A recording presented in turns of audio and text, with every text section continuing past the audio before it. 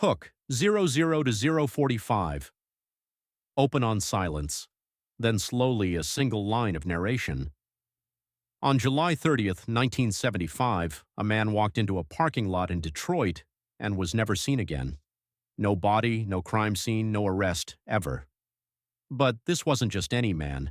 This was Jimmy Hoffa, the most powerful labor leader in American history, a man who commanded millions of workers, a man who stared down Robert Kennedy on live television, a man who made presidents nervous, and somewhere between a phone call to his wife about grilling steaks for dinner and the next morning, Jimmy Hoffa simply ceased to exist.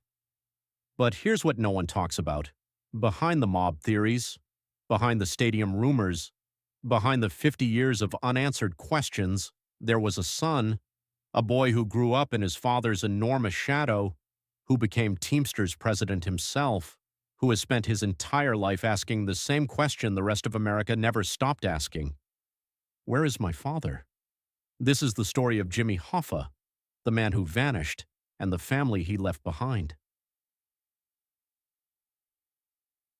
Act 1. The Rise, 045 to 330.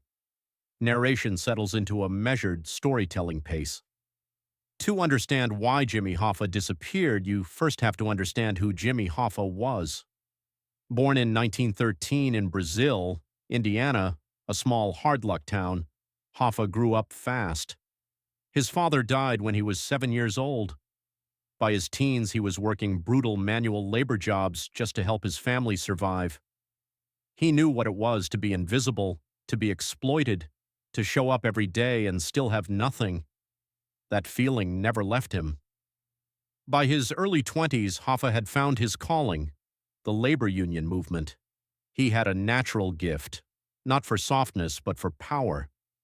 He could negotiate, he could intimidate, he could walk into a room full of dangerous men and make them listen. By 1957, Jimmy Hoffa was elected president of the International Brotherhood of Teamsters, the largest union in the United States, representing over 2 million truck drivers, warehouse workers, and laborers. He was the voice of the working man. He secured the first national freight agreement in 1964, putting money directly into the pockets of millions of American families. The rank and file loved him. But Washington was watching. A young lawyer named Robert Kennedy had his eye on Hoffa for years.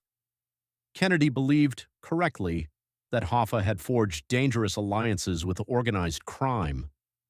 That mob money was flowing through the Teamsters pension fund like a river. That the most powerful union in America had been quietly corrupted from within. Their feud became legendary. Two men, one in a suit and tie, one who'd climbed out of poverty with his fists, locked in a decade-long war. Kennedy once said, "Jimmy Hoffa is a national disgrace." Hoffa fired back without blinking. Kennedy won. In 1964, Hoffa was convicted of jury tampering, conspiracy, and fraud. In 1967, he walked into the Lewisburg Federal Penitentiary to begin a 13-year sentence. He left behind a wife, Josephine, a daughter, Barbara, and a son, James P. Hoffa, who was just 27 years old.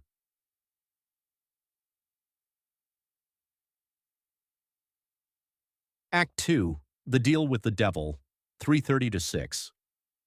Here's what happens when a man like Jimmy Hoffa goes to prison. The machine keeps running, just without him.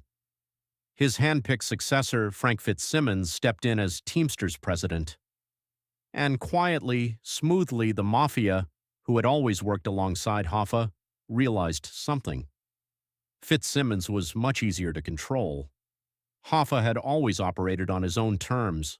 Yes, he worked with organized crime figures, but he was never fully owned by them. He was too unpredictable, too ambitious, too loud. Fitzsimmons? Fitzsimmons was pliable.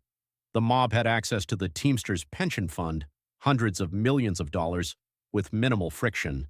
Business was good.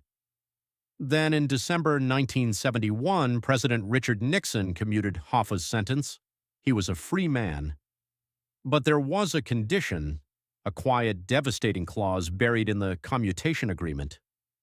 Hoffa was barred from all union activity until 1980. He believed it was Fitzsimmons who had arranged this condition to keep him out, to protect the arrangement that had grown fat and comfortable in his absence. Hoffa was furious. He fought the restriction in court. He maneuvered behind the scenes.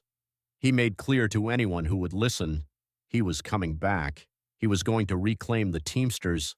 And when he did, he was going to expose everything that had happened while he was away.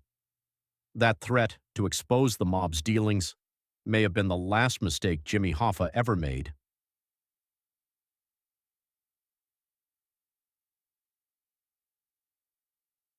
Act 3. The Last Day, 6 o'clock to 8:30, July 30th, 1975. A Wednesday, Hoffa left his home in Lake Orion, Michigan just after 1 p.m. He was dressy